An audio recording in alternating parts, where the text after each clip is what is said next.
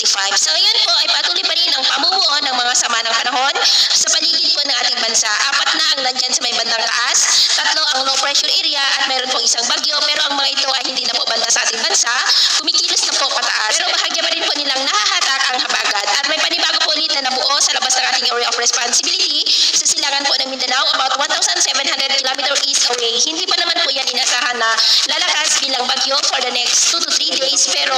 sa darating po na Martes, posibleng makapasok na yan sa ating area of responsibility at posibleng lalakas bilang bagyo at tatawagin po sa local name na Bagyong Krising na lalo po na magpapalakas ng habagat by next week. At ito naman ay pinapakita ng forecast model natin pong ginagamit hanggang po sa susunod na 2 linggo. At sa lagay ng ating panahon, ngayong madaling araw po ay may mga isolated rain sa may southern part ng Quezon, Marinduque, Bicol Region, Palawan, Panay Island, ilang bahagi po ng Negros, Cebu, Bohol, Leyte, Samar, Surigao del Norte, Zamboanga Peninsula at Sulu Archipelago. At mamaya po ay sisikat naman ang araw sa malaking bahagi ng bansa pero may chance pa rin ng cloudy skies with isolated rains sa may Metro Manila, Calabarzon, Bataan, Zambales, Pampanga, Bulacan, Cabanatuan, coastal areas ng Isabela, Bicol Region, Mimaropa, Panay Island, Negros, Cebu, Bohol, Leyte, Northern Samar, Caraga, Lanao Provinces, Zamboanga at Cotabato. At mamayang hapon, mas maraming lugar ulit ang makakaranas ng mas maulap na kalangitan with isolated rains sa malaking bahagi ng Visayas,